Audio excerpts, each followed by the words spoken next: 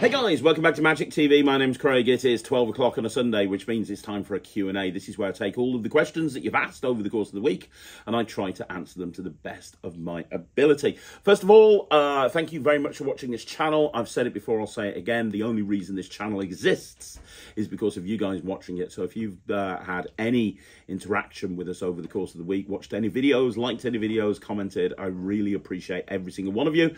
Now, the idea of the Q&A is you want to get the questions in by Tuesday or Wednesday. I typically film this on a Tuesday or a Wednesday. If you get it in after that, there's a good chance I'm not going to answer your question. If I miss it, I'm very sorry. Just ask it again in this one, and I'll get back to it the following week. You're getting my raw, unfiltered opinions when it comes to these questions. I'm not reading them beforehand and preparing an answer, which means it's very off the cuff. And if I think one of the questions deserves a longer answer, I'll probably make a longer video about it at some point down the line. With that all being said, there are a metric ton of questions this week, as there are normally. So thank you to everyone that's asked a question. Without further ado, let's get on with this week's Q&A. Okay, so the first question is from Andy Putt, who says, "Hi Craig, hope you're well. Questions." Right, number one, you talked about the fourth installment of Craig Petty in the Elite coin range. I know you don't get to choose the price of it, but can you tell us if it's closer to Apparition, Mirage or Nightshade price-wise? And will there be a $1 or a $half version, since Trebloon is only $half, which hopefully we'll get a $1 version later on. Okay, so I've just come back from Alakazam. I'm filming this on the Friday. We set out at about 7 o'clock this morning. Just got back from Alakazam now, and I'm sitting down to do this Q&A. And one thing that I was doing at Alakazam is, first of all, I filmed some more tutorial for the Trebloon project. I added an extra 10 routines onto that, so I think that's up to almost 20 routines now. And then I filmed the next in the Elite coin range. Now, the next product in the Elite coin range is very, very different to Apparition, Trebloon, Mirage and Nightshade. It's a very different thing. It's going to come with everything you need. It's going to come with the coins. It's going to come with everything. But the price is going to be a lot cheaper. If I had to guess, I'd say the price would be around about £40 to £60. I will also say that the tutorial is looking at around about 8 hours in length. It took me a long time to film that. And that's without all the live performances that I've got to get next week. We're aiming to get this out before Christmas. And then the next Elite coin range, I've been working on that one now for about 6 months. I'm still working that in and developing routines with it, but that'll be filmed next year, and that'll be more of a higher priced item, and that'll be in $1 or $half. This one is only really in $half, but you could do it with dollars. I don't want to be cryptic. You'll understand more when it comes out, but it is going to be a much cheaper item in terms of cost compared to something like a Nightshade, for example. So yeah, and Trebloon is great. I don't know if they're bringing a dollar size Trebloon out. I'm not too sure. But if you do have Trebloon, look out for the new routines. I know that Jamie Dawes has to edit them. When they've been edited, you will see everything that's going on with that. But there's some killer stuff. Okay, so the next question is from, again, Andy Putt, who says, when will the Combining Coin Sets Academy take place? We're aiming to have it done by the end of the year. And one thing we've been holding off on is I've got quite a few uses for Trebloon, combining it with some of the other coin sets. So when we bring out the Academy, it's going to be a free Academy. It's either going to be at the end of this year or, worst case scenario, beginning of next year. I definitely think it's going to be before Blackpool 2025. And it's going to combine Apparition, Nightshade, Mirage, Trebloon, and the 5th Elite coin range product, which I alluded to earlier on. It's going to combine all 5 of those, okay? So that's going to be, I imagine, end of this year, beginning of next year, and it'll be free to anybody if you've bought one of the coin sets before. Okay, so the next question is from Archie Cox Magic, who says, when you do Mindblox, do you normally use just Mindblox, or do you routine it with other effects? And if so, what effects? Great question. A lot of the time, I do it just as Mindblox, but I will tell you a bit of a sneak peek here. I've just released the Svengali deck project with Alakazam, and thank you for everyone that picked that up and has had nice things to say about it. From the bottom of my heart, that means the world to me. I will tell you that I will tell you that I've got another trick getting launched from Alakazam later this month, and it's a mentalism trick, and it's called Toys. So I've probably given away too much here, but it's called Toys, and it's mammoth in terms of what you can do with it, and it's very everyday carry. There is a section on there that has specifically routines that are designed to work with Mindblox. So there's a bonus routine after all the other stuff you can do with it of how you can combine toys with Mindblox. And a lot of the ways that I actually do Mindblox right now is combining it with toys, and I do like a longer set where you've got toys and you've got Mindblox in one set. I can't say anything else. Peter Nardi will be killing me, but before the end of the month you're going to see toys drop from Alakazam, and then everything that I've just told you will all make sense. Okay, so the next question is from James Samuel Magic. How you doing, James? Hope you're well. You're looking great, by the way, recently, buddy. I've seen you post before that you do the cube in bottle for couples at wedding gigs. Yes, I do.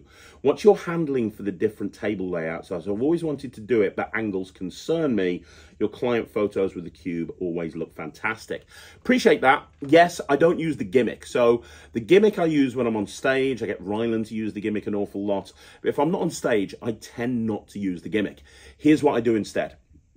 What I do is I have one of the paper bags that comes with cube in bottle, and I put one of the bottles in there. Okay, so I put one of the bottles in there, and then I put a cube, and I have it mixed up in the Cube 3 mix. So, and then I fold the top over. So when I walk over to the head table, I've got a bag, and I say to them, I've got 2 cubes in there. And what I do is I reach into the bag, I show the first cube, I show the cube, and I show that it's all mixed up. I say, this is the oldest cube. I talk about collecting cubes. I say, I collect cubes. I've got 2 of my cubes from my cube collection here. This first cube is one of the oldest cubes I own. It's not been solved in a very long time. Then when I put it back in the bag, I do a bag solve. Okay, so I take the Cube 3 mix out, and then I say, I've got another cube in here. This one's brand new. It's the latest cube in my collection. It's not been mixed up yet. And I take it out and show the same cube as solved. So they think there's 2 cubes in there. And then put that solved cube back in, and I say to them, which cube would you like me to do the magic with? The old one that's never been mixed, or the brand new one that's yet to be mixed up? And it's simple magician's choice. If they say the new one, you go, right, I'll take the new one out. If they say the old one, I go, okay, I'll leave the old one in the bag. That'll be for the big finish, the big magic finish at the end. I'll start with the new one. I then fold the bag up and put it down on the table. So I've been able to control the angles from their point of view. They think there's a mixed up cube inside that bag. In reality, all that's in there is a bottle with a cube already inside it. Now, at the beginning, I should mention, when I open up the bag, I say I've got 3 things in here. I've got 2 cubes and I've got this empty bottle. I take the gimmicked bottle out and I put it on the table. Then I do the sequence that I just mentioned to you. So now you're in a situation where you've got a normal cube. You can do whatever cube routines you want to do, some cube solves, some cubes and mixes up, whatever. Makes no difference. You do as much as you want. And then after you've done all of that fun stuff, at that point then, you put that cube away and you say, well, you know, there's only one way I can finish this. And that's by showing you something absolutely impossible. I'm going to give you a big finish. And you say, I'll use the cube that we left in the bag, right? So I say, I'll use the cube that we left in the bag. You take the bag and you take the bottle, you put the bottle in the bag, and boom, you're into the finale. So it's a way of completely controlling the angles. You can do this completely surrounded now. And I just put the bag down on the table, on the head table. I only do the cube in bottle for the head table. It's the only time I do it. I do other cube stuff for other groups, but I only do the cube and bottle routine for the head table. And because everything's taking place in the bag, and you've got that Takamiza Sui gambit at the beginning, where they think they're seeing 2 cubes, but in actual fact they're not, it really convinces them that there's a cube in the bag. So when you put the bottle in there, boom, it's perfect. So there you go. Hope that makes sense. But if you need more clarification, let me know. And what I'll do is I'll get the cube and bottle out and I'll actually show you on screen. Okay, so the next question is from Dodgy Wheel, who says, hi, Craig. Hope you're refreshed a bit from family time. What would your 3 best Gaffed card decks be that you wouldn't do in your act, but you own and enjoy? Your best 3 Gaffed card decks that you wouldn't do in your act, but you own and enjoy. Damn, that's a good question. I think the first one is Cartoon. I don't think I've done Cartoon for years. I love Cartoon. I think it's amazing. I used to do it a long time ago. I don't do it anymore for a few different reasons. It doesn't make it any less of a great trick. It's just something that I don't do. So I'd say Cartoon. I love watching it. It's one that I'd happily perform to people if I had to. But it's something that I don't think will ever hit my repertoire again. The second one is the lock deck. If you don't know what the lock deck is, it's the one where you've got a little padlock on the deck, and you have somebody say stop, and they say stop, and they look at the card in the deck, and it's got a padlock on it, and then you say you're going to make their card vanish, and they spread through the deck, and the card has gone, and it appears somewhere else. It's great. It's just not something that I used to do it many years ago when I first got into Magic. Don't really do it now. And I think the other one is All Alone by David Regal. I haven't done that in a long time because I've got other ways of achieving the same sort of thing. I do love All Alone. I think it's a great trick. I think it's one of David's best tricks. But I just don't do it anymore because I've got ways of doing it without having to need to use the method that comes with All Alone. So I'd say probably those three would be the three that I would suggest. Okay, so the next question is from Frankie, the Great, who says, hey, Craig, here's a question for next week's show. What magician would you say inspired you to get into Magic? If you could make a top three, who would it be in that top three? In all honesty, there's not a single magician that inspired me to get into Magic. I think I've told this story before, but I never really liked Magic that much. I was into performing, but I wasn't really into Magic. I used to watch it on TV, and I remember seeing Paul Daniels and liking Paul Daniels and checking out the Paul Daniels show and the Wayne Dobson show. But it's not like watching those guys on TV made me go, you know what, I want to be a magician. The thing that made me want to be a magician is when I was working at Butlins and I met a magician called Ulysses, and watching him, I kind of fell in love with magic at that point. So I'd say the first person that inspired me was a magician, probably dead now, called Ulysses, that I met in Skegness at Butlins. And then I'd spend all of my time buying props and just wasting money, but I wasn't really doing anything. And I think that I'll tell my whole story one day, but I think the second person would be Brad Henderson, because very early on in my magical career, when I knew next to nothing, I blagged my way onto a holiday, into a American summer camp, where I was working under the director of magical studies called Brad Henderson. And Brad basically was stuck with me for the entire summer. I wasn't a very good magician, and he made the best. Life gave him lemons, and he made lemonade, and he taught me how to do coin magic. So I'd say Brad Henderson would be the second person. And then when I came back, and I'd say the third person would be David Roth, because he gave me a lot of books about David Roth, and then I went and backpacked around America for a while, and I remember one of my first stops was Tannen's, and they sold me David Roth's Expert Coin Magic, and I just carried that around with me everywhere around America, just reading it every second that I could. So I'd say David Roth, Brad Henderson, and a guy called Ulysses. So, it's not like watching a magician on TV inspired me to do magic. It's not like I went to see a birthday party magician. I knew at that point I wanted to wear that same wig as them. Nothing like that. My journey into magic was kind of different. I didn't really get into magic till I was 18. So there's not one person on TV that inspired me, to be honest. Okay, so the next question is from Standard. Hello, my friend Andreas. How are you? Great Q&A. Thank you very much. Lots of useful answers. Appreciate it. Love you all. Love you for all you do to the community. Your diligence is immeasurable. Thank you, my friend. My question for this week. Imagine you get your hands on a new release trick, and this is something you weren't asked to add in a couple of hours of tutorial already. Let's be honest, rarely happens. What is your approach to add that to your repertoire? Do you use the purposed routine? Do you immediately create your own routine? Or do you start off with trying the original first and then building it from there after you've gathered some experience before your own routine starts to transform? It's a great question, really great question. I always try to make any trick that I buy my own, even if it's something, I try to make every trick that I buy my own. Now, that's not always possible.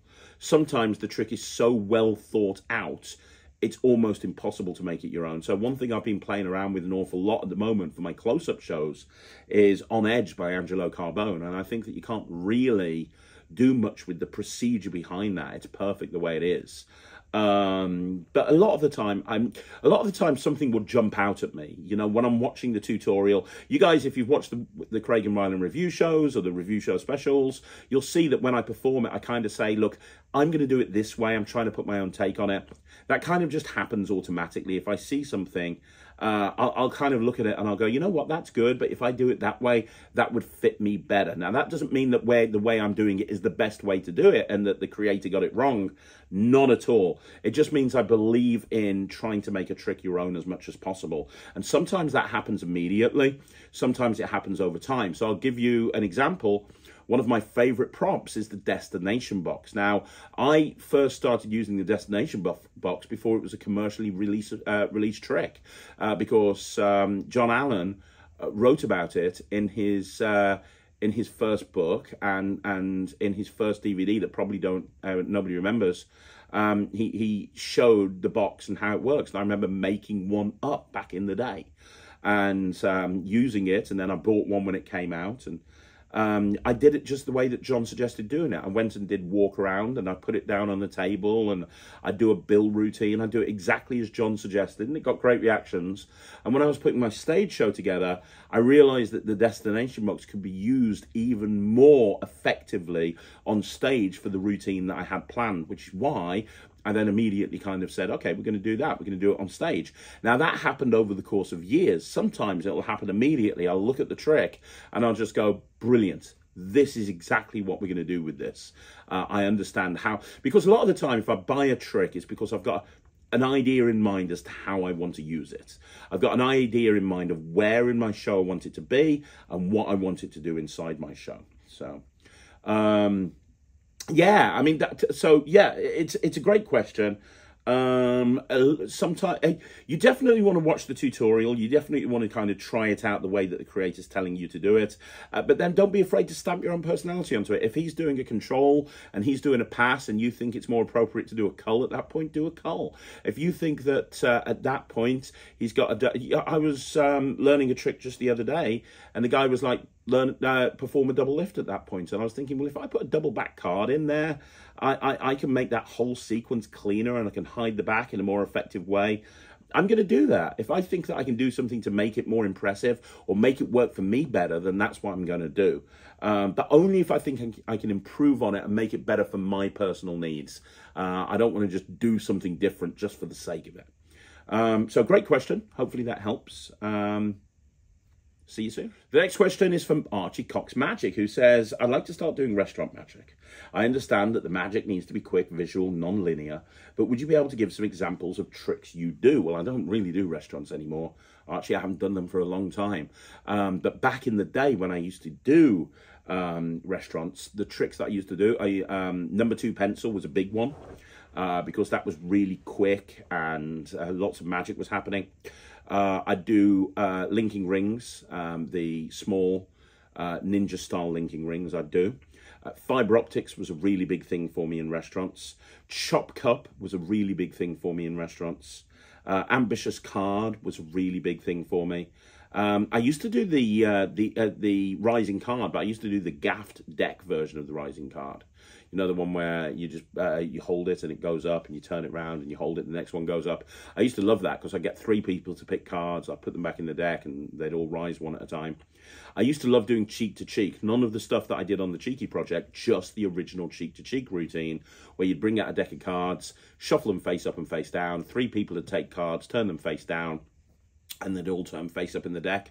And I used to do multiple selection a lot. When I went to tables where there were a lot of people, was the restaurants I worked in, there were smaller tables, there were bigger tables. Multiple selection would be my routine that I would do on big tables. And then I'd do a bunch of coin magic as well. Coins across, 3 fly, that sort of thing is something that I would do an awful lot of. Trying to think of anything else. Elastic bands, I used to do Crazy Man's handcuffs an awful lot. And Point Blank by Greg Wilson. Point Blank by Greg Wilson was probably my number 1 go-to restaurant trick. I would do it and I'd give those guys, I went through so many double blank cards. Point Blank was something that I used to do all of the time.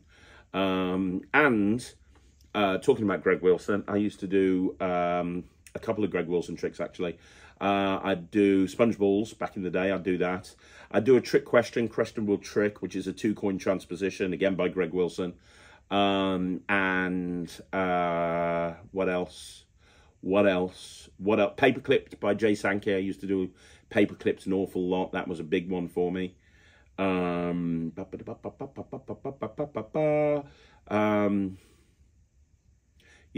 paperclips. In a Flash by Jay Sankey was something I did a lot of. I used to do a lot of flash paper magic back then to grab people's attention. So In a Flash was something I did a lot of.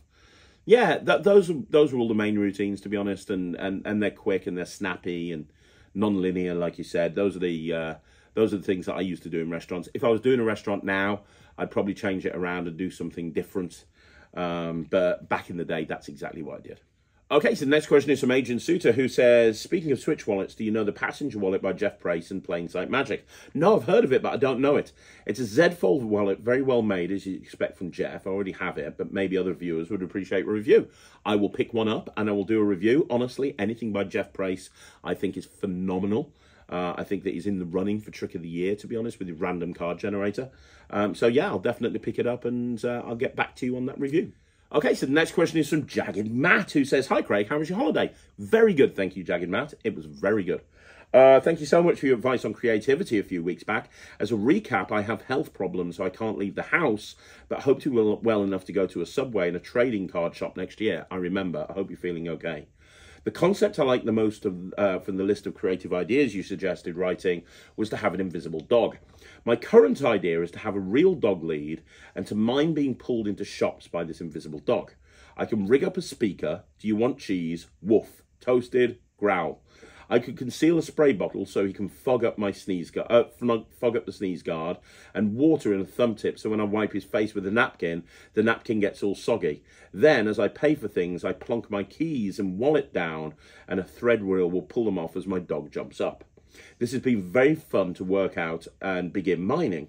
But I have 3 moments I would deeply appreciate your advice and expertise on.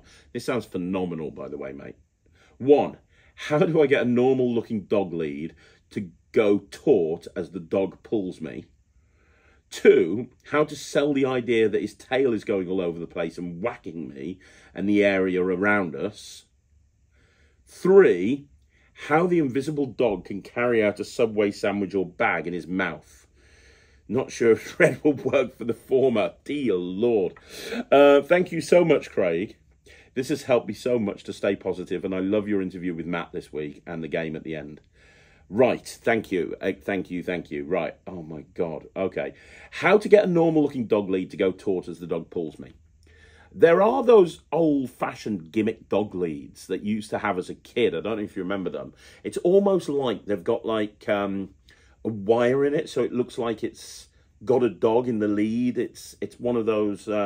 It doesn't flop like a dog lead would. It looks like you're walking a dog around. When me and Rye went to the Magic Apple in America, they had one there, and he desperately wanted to bring one home to wind up our dog, and I wouldn't let him because it wouldn't fit in the suitcase. But I've seen them. They're definitely there. You might want to contact the Magic Apple, but they're really cool. And I think with a little bit of miming, I'm not a mime by any stretch of the imagination, but I think if you used one of those and you were like, oh, I think it would look like the dog is pulling you. I think that would probably work quite well. I think that you'd have to probably get some practice in miming and so on and so forth, but I think that'd be good. How to sell the idea that the tail is going all over the place and whacking me and the area around us. So in terms of whacking you, if you've got a sound effect generator that you talked about and you've got the ability to change the sound effects, I mean, you could have the sound of a tail whacking your leg. I know when my dog wags their tail, it's like, you know, you could have that noise. So you play that noise and you look down and you go, hey, Fido, no, stop wagging your tail. That would be one way to do it. The other way to do it would be to have an invisible thread reel. If you've got a light enough object, like a paper cup would work like this, for example, but you had a locking invisible thread reel, and as you walked into the shop, and let's say it was connected to your arm, a little bit by Spooked by Nick Einhorn. And as you walked in, you put the ball of wax onto something that's heavy enough for it not to get pulled off immediately, but light enough that you could pull it off when you retract the thread. What you could do is you could walk backwards, and then by engaging the thread, it would pull the object off as the thing goes back in. That would potentially work. If you had loops, for example, you know, you can have the loop maybe in between your hands, and you're knocking stuff over a little bit like a PK touch routine. I don't know how you'd hold onto the lead at the same time though, unless maybe you held the lead here and you did this. And as you turn and you say, don't knock over those bottles, the thread in between your hands would knock it over. And that's something that might work if you use some loops.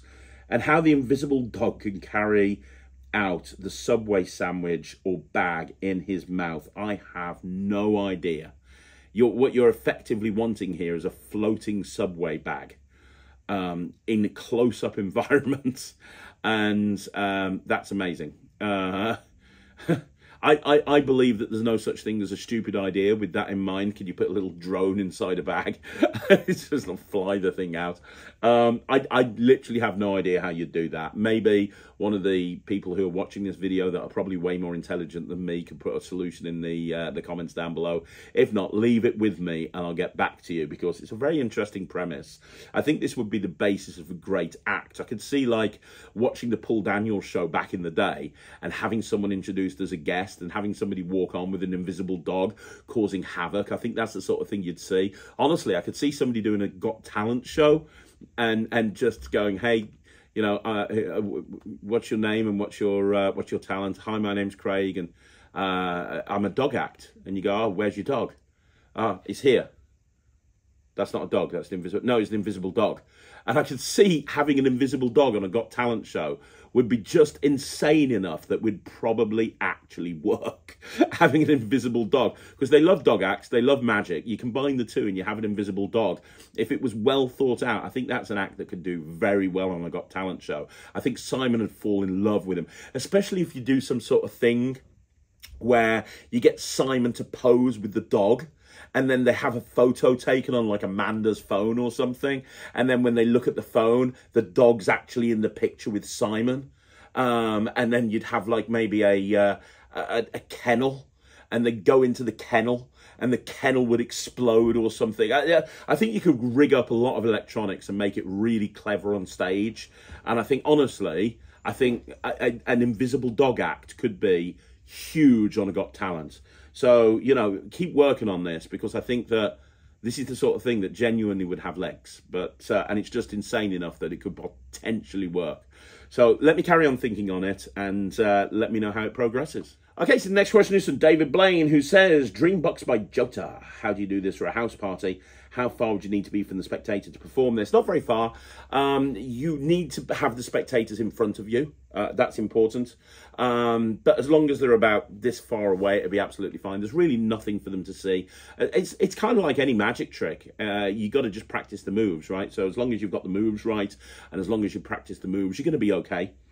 So yeah, I don't see really too much of a problem there. You just need to make sure that people are in front of you. It's a good trick. Okay, so the next question is from Archie Cox Magic, who says, Hi, Craig. I did 2 unpaid gigs at the weekend, one on Friday, one on Saturday. The one on Saturday went really well and everyone loved it, but Friday had many problems. I was told to be 50 plus people, but in the end there were about 10, so I didn't have enough material. I started performing Zoltar's opener on someone, but they were foreign and didn't know what playing cards were. I did Imagine, but didn't think about how I could get the deck back to printed for the next group after it turned blank. I also did Toxic, but someone turned the prediction over as soon as I placed it on the table. What would you do in these situations? Well, first of all, it's an unpaid gig, so relax, chill, don't worry about it. It's just experience, it's flight time. Obviously, at any environment, you want to perform the best that you can, but don't stress yourself out about this stuff. The reason you're doing this is to get you ready for paid gigs. In terms of, I've talked about this before, but here's what you need to do, Archie. This is my biggest piece of advice to you. When you put any trick together and you've practiced it and you've got it down and you've got it ready to perform, what you need to do is you need to get yourself a piece of paper for each individual trick. And very few people will do this, but it'll make the world of difference. Get yourself a piece of paper for each individual trick. Write the name of the trick, Zoltar's Opener, for example. And then write down every single possible way that it could go wrong. So in your list, the first one would be, person's foreign, doesn't know what playing cards is. Okay? And then what you do is you write it all down. Next problem, what's the problem? The cards fall on the floor. Next problem, the spectators are, grabby and wants to grab the deck. Every single possible thing that could go wrong, you think through. And then you think through what the solution is and you write down that solution. Now, the reason we're doing this is because here's the thing. Performing in an environment, when you're performing to people and having something go wrong, it's a stressful environment. People never make good decisions when they're stressed. They always make the worst decisions when they're stressed. So how do you make this? How do you take the stress out of a stressful situation? You make the decision before that situation has happened. If you accept the fact that if you're in a stressful situation, any decision you make is going to be harmed by the fact that you're in that stressful situation, if you make the decision beforehand, it means that when you hit that stressful situation, you kind of think to yourself, well, I've already thought this through. I know what to do. And you go straight into it, right? You go straight into it immediately. It's why when you're in the military, you go on maneuvers over and over and over and over and over and over again. It's why we rehearse on stage over and over and over again. You rehearse so much that you know every single possible outcome. Very few things can faze me these days because every single time something goes wrong, I already know what to do about it because I've either thought it through or I've had it happen before. So what would I do in these situations? I would think it through before you even get to the gig. In terms of... and the other thing is, please remember that the audience don't know what's going to happen. They aren't aware what's going to happen. That's why it's best when you're presenting magic, not to spell out exactly what the effect is going to be. Right, I'm going to have you pick a card, sign it, it's going to come to the top of the deck. I'm then going to put it into the middle, it's going to come to the top of the deck again. That will be happening precisely 3 or 4 times, at which point you will think it will come to the top of the deck, but it will actually go into my mouth and you won't realise until I tell you to look up and I give you a cheesy grin. Then it will go back in the middle and it will come to the top, and for a finale you will think the trick's over. I will hand you my wallet, and inside the wallet will be my card, your card, sorry, and that will be the end of the trick. We don't do that, do we? Because then the audience is going to know what to do. It's kind of like knowing the plot of a film. I've got a mate, and when he goes to the cinema, he goes to Wikipedia and reads the plot beforehand. So he's not surprised, ever, which I think is just rubbish, right? So what you want to do is you have to remember that the audience doesn't know what's going to happen. So because the audience doesn't know what's going to happen, you say here, I did imagine, but I didn't think about how I could get the deck back to printed for the next group after it turned blank. The next group don't know. Start with the deck blank. Ladies and gentlemen, I've got a blank deck of cards here. Now, when to watch very carefully, you can see the blank on both sides. If I snap my fingers and I cut the deck, now I get a face. Not only do I get a face, I get a back. Not only that, I've printed every single card in the deck, but you'll notice that all of these backs have different backs. They all have different faces. Because not only have I printed the deck, I've printed them so every single one of them is different, which means now I can do the trick for you. And you do the trick, and at the end, you turn the cards back to blank. They don't know what's going to happen. They don't know the starting point is the deck printed. So when you take the deck out and it's a blank, don't stress about it. Just build that into your routine. Build that into what you're doing. You did Toxic because someone turned the prediction over as soon as you placed it on the table. Then you've got one of 2 options. So in other words, you place this prediction down, you're about to go into Toxic. They turn the prediction over. So you either do one of 2 things. The first thing you do, there's 3 things that you can do. The first thing that you can do is you go, well, you've turned the prediction over now. That was meant to be secret. I'll do something else. And you just go into something else. The second thing is you turn it into an open prediction. You say, well, you've looked at it now, so that's an open prediction. What is an open prediction? Excuse me. An open prediction is when I tell you what's going to happen before it happens. Do you believe I can influence you? I'm going to try and influence you. Give me a 2-digit number. Give me a 2-digit number. Give me a 2-digit number. Is that a free choice? Is that a free choice? Is that a free choice? Press equals. What's the number? What was the number I gave you at the beginning? It matches. I even told you that was going to happen before it happened. Change the presentation presentationally to make what's happening make more sense. The third option is to kick them in the balls. That is obviously also an option, but not really the preferred one. So yeah, I mean, you had some problems. That's always going to happen. I can't remember the last time that I went to a gig and I didn't fuck up. I mess up at almost every single gig. Most of the time when I'm performing something, I'm having to go in a different direction because I've screwed up. I'm very good at screwing up, but I'm also very good at making it so that people don't realize I've screwed up. But I do. It happens all of the time. No one's perfect. It's live entertainment. You know, you go and watch. I just went to watch Deadpool 3 at the cinema. Very good film, by the way. And you know what? Great film. Fantastic film. But how many times did they have to reshoot the same scene over and over again before they got it perfect? A million times. When you're doing live entertainment, especially live magic, that's not the case. Things are going to go wrong. The only way you can be the best at what you do is by accepting that, rolling with the punches, and just kind of figuring it out as you go. And that is what flight time will give you. It will give you the ability to wing it. And that's what you've got to do. You've got to wing it, Archie. Okay, so the next question is from Stephen Devereux, who says, "Hi, Craig. Hope you and your family are well." Very good, thank you.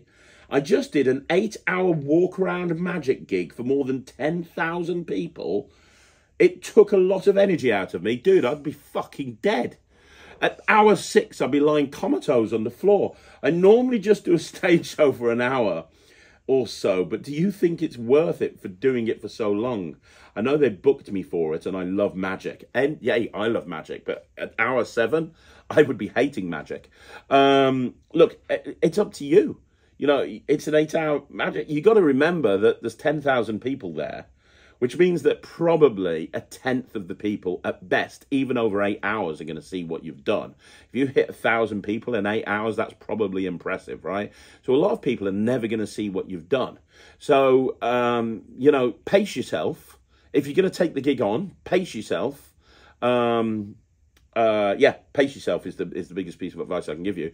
Pace yourself, but remember, if you're going up to a group of people, you need to act like you're as fresh as the first group that you went up to, because they've not seen you before. They don't know you've just spent 7 hours saying to people, pick a card. So if you're going to take on the gig, you owe it to the client to do the best job you can do. Only take on the gig if you can actually, you know, you can put the effort in to make sure that your last performance is as good as your first performance. Matt in the office has just literally booked in a gig for himself where he's doing 6 hours walk around magic 3 days in a row. And I said to him, good for you, I ain't doing that. And he's going to be dead. He's probably going to be dead. And then we'll moan in the office about it for the next 2 weeks. But, you know, that's fine. He's made the decision. He's going to do it. Pace yourself, and remember, every performance has to have your 100% best. Okay, so the next question is from Robin Fisher, who says, "Hi, Craig. I was asking about a copper-silver set with purple and green poker chips some time ago. Now, I know it's called the purple and green coin routine on the Netrix, but because I'm not a member, I still don't know the creator or the name of the trick. Do you have any ideas?"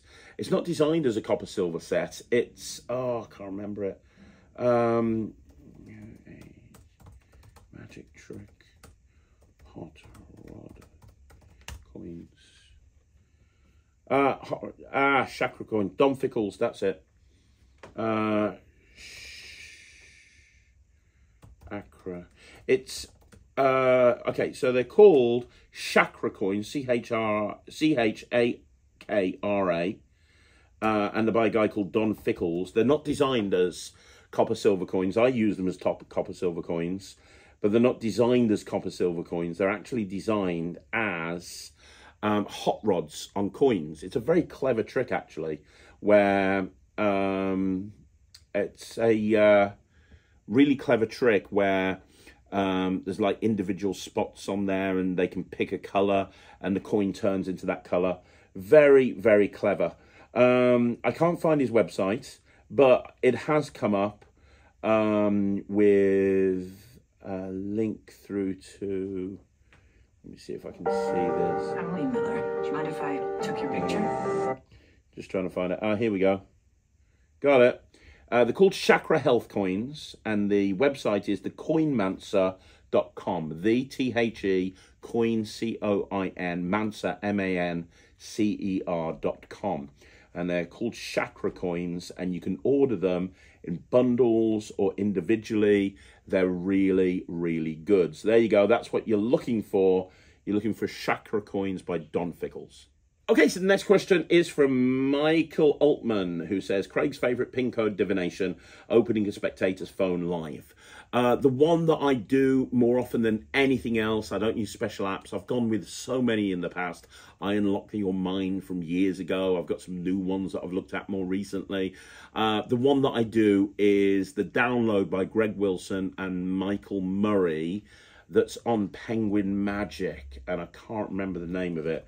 It's one of the best downloads I ever had. Greg Wilson and Michael Murray, pin code. See if that comes out. Codebreaker, there you go. Codebreaker by Michael Murray and Greg Wilson, which is a fantastic trick and works really, really well. Now, whether it still works when iOS 18 comes out, I don't know, because it does involve the calculator on the phone. And I haven't got iOS 18, but I know iOS 18 is going to screw up a few different calculator-related tricks. So I don't know if it's going to continue to work. That's something that you'll need to ask Penguin, but I've used this trick for years, and it's my favorite pin code revelation because it's effectively impromptu and the method behind it is so clever. You don't need any special apps or any shortcuts or anything like that. So yeah, there you go. That's what I would suggest. Codebreaker by Michael Murray and Greg Wilson. Okay, so the next question is from Divishan Magician, who says, where's the best place to learn Pegasus Page and the best version? I'm going to learn it from the Tom Stone, whose box is this routine. But as well as that, what's another source? Okay, so okay, the best version of the Pegasus Page, Divishan, is, in my opinion, at any rate, the book test, the Zandman book tests. He's just brought out another book test. They all work exactly the same way. He's got like 6 or 7 of them. I think there's a Sherlock Holmes one that has just come out, which looks really, really good. There's a Harry Potter one. There's a Lord of the Rings one. There's a Godfather one, and they're all books that have got a ton of stuff built into them. They've got they've got a tossed-out book style routine built into them. They've got a mother of all book test. They've got a really clever version of the flashback principle built into them. But they've also got the Pegasus Page built into them. And in my opinion, that version of the Pegasus Page is the best version I've ever seen because everything's self-contained in the book. So I would say go with that. I know that there's lots of other versions out there. There's some versions that use a borrowed book. There's some versions that use an examinable book. Honestly, I would go with the Zandman book test. Okay, so the next question is from David Blaine, who says, can you show some performances or ideas using the what hand effect, using the espionage gimmick? I'm not sure what the hype is using this effect. I haven't got espionage. When I get it, I will definitely do that for you. No problem. I don't know when I'm going to get it. At some point, I will. But yeah, I will 100% do that for you. Okay, so the next question is from Bins Brian, who says, hi Craig, have you seen the documentary Lost in the Shuffle by Shawn Farquhar? You might know him from Fool Us. I know Shawn very well. The movie features Juan Tamariz, Richard Turner, Michael Vincent, Alexander Duivia. I went to a screening in Toronto. I thoroughly enjoyed the film and highly recommend it. Shawn Farquhar performed for 45 minutes after the film, followed by a Q&A. He was very generous with his time. He'd make a great guest on Magic TV. I have had Shawn as a guest on Magic TV. Check it out in the archives. He's amazing. I love Shawn. In terms of the film, I've got a video coming up on it soon, so I'm not going to say anything now. I'm not going to blow my load on that, but yes, I have seen Lost in the Shuffle, and I think it's very bloody good. Okay, so the next question is from Jean Volleberg, who says, hi Craig, my oldest daughter is into the game Dungeons and Dragons. Wow, that's cool. So she has dice with more than 6 sides, like 10, 12, and 20-side dice. I was wondering if I could use those for a magic trick. Are you familiar with polydice magic tricks? I am not familiar with polydice magic tricks. I have seen polydice. I have seen dice with lots of different sides on it. I have never even considered what that could be used for a magic trick. Obviously it can, because there's lots of tricks with dice, and that gives you an option of 1 to 6. So having a dice with more than 6 sides will give you more options. The only thing that I would be worried about is that one of the reasons dice are so popular to be used as part of a magic trick is that everyone can relate to them. Everyone knows what a dice looks like. Everyone knows the 6 sides. With a 20-sided dice, you don't normally see those unless you're a Dungeons and Dragons fan, or you do that sort of thing. You're not going to see you might have heard of one, but you probably haven't seen one. It would lend people to think maybe they are gimmicked. But I think it's it does open up more options. I don't know what those options are, but I'm going to take that as a personal challenge, and I'm going to put a video together on routines with polydice magic. There you go, polydice routines. I'm going to put that together. Give me a couple of weeks and we'll see what we can put together. Okay, so there you go. That's another review show in the bag, guys. I will say, actually, before I go, I do have sitting slightly off camera here, Thomas Maloney, who has been with me at Alakazam Magic. And he asks questions occasionally on this review show. So we'll try something very, very different. Do you have a question for me, Thomas? There's a gap in the market, I think, for a festive special, you know, Penguin Live. Right. I think you should fill that one. No. Nobody. Are you talking about the Scott Alexander and I mean, they're brilliant, right? If you guys, by the way, haven't seen the Scott Alexander and Dan Harlan lives that they did at Penguin Magic, they are brilliant. Some of the best magic you've ever seen. Scott is just a really funny person. He's very likable, had a great way of taking the piss out of everybody, but doing it with a smile on his face, and having nobody took him seriously because they knew he was such a nice guy. Dan Harlan made the perfect foil to Scott, and the two of them worked together really well. I'll never forget when they were cooking up eggnog and doing eggnog themed tricks. They were the days, weren't they? And you know what? Ironically, I did say to Penguin Magic they should bring them back and honour Scott's memory. I don't know if I'm the person for it, though, because I'm not as likeable as Scott. And although I'm more than happy to take the piss out of pretty much everybody in the Magic community, I don't think people would take it the right way if I did that. I think it would probably just end up getting Penguin Magic boycotted. I don't know. And also, it's big shoes to fill. Everybody knows you're stepping into the shoes of Scott Alexander and Dan Harlan, and Dan's not dead.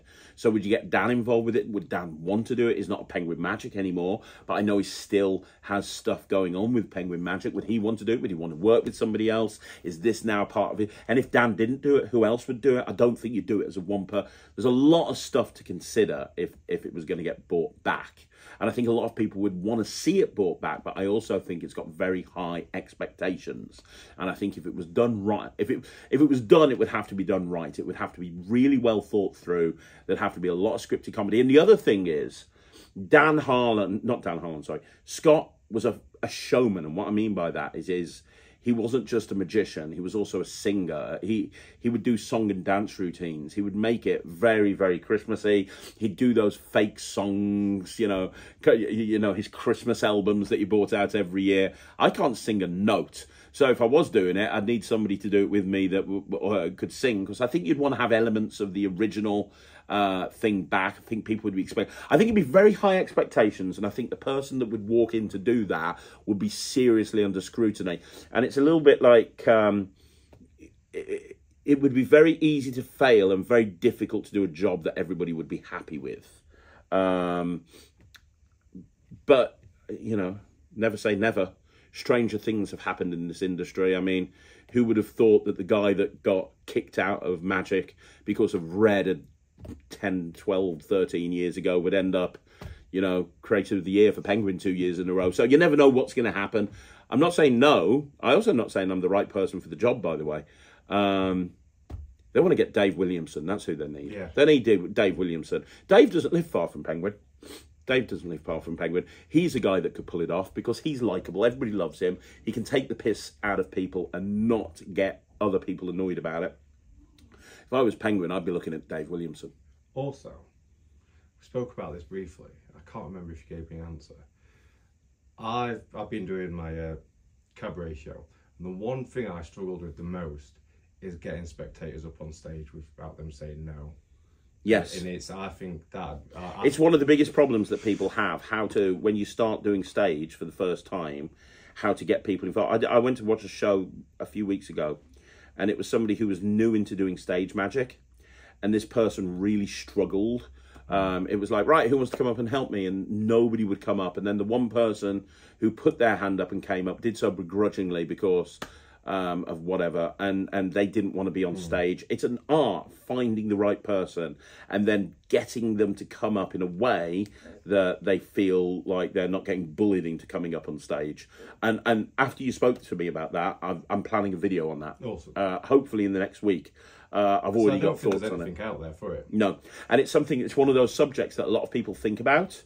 And a lot of people don't realise is an issue until they start performing on stage. When you first put your stage show together, you think about, right, okay, where are my props going to be? What's the running order going to be? How long is this going to trick be? Where am I going to transition into this? Where does the gimmick need to be? What do I need to do here? What do I need to do there? If they're really thinking about it, they're going to think about music choices. They're going to think about lighting. They're going to think about all of this.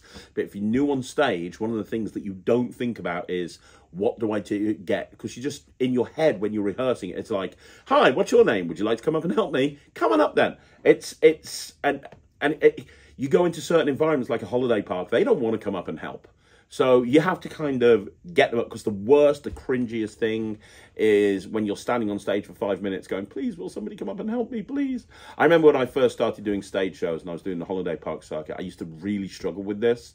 And I remember once, right at the very beginning of my, very early on in my career as a stage magician, I remember going to a holiday park, dying on my arse. Nobody would come up and help me. And eventually one of the Ents team begrudgingly came up on stage just because they wanted the show to continue. And I just wanted the ground to eat me up inside and spit me out. It was horrible. So yeah, I'm doing a video on that. Thanks, Tom. Appreciate it. Go follow Thomas Maloney on Instagram. Thomas Maloney Magician. There you go. Guys, do me a favour. Let me know what you think in the comments down below. You want to see more videos like this? Like the video, subscribe to the channel, leave a comment down below. Don't forget, I'm going to be back again this evening with a review show special. We're looking at the Venom Cube Compact Edition by Henry Harrius. So look out for that. That is one of the best close-up tricks you're going to see. And I'm going to be back again soon with another video. So thank you very much for watching. I'm Craig. Thomas is behind the camera. This is Magic TV.